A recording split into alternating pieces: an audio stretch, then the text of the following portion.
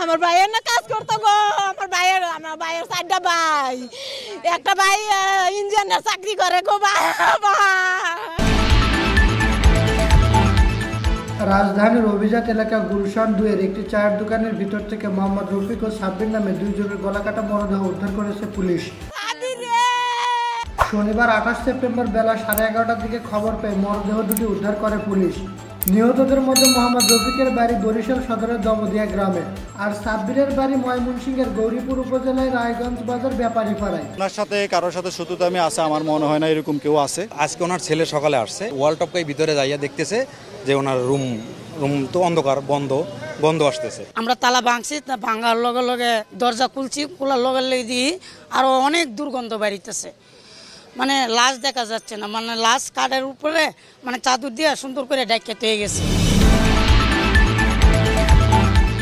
বিষয়টি নিশ্চিত করে গুলশান থানার ভারপ্রাপ্ত কর্মকর্তা ওসি তৌহিদ আহমেদ বলেন, গুলশান 2 থেকে 2 জনের মরদেহ উদ্ধার করা হয়েছে।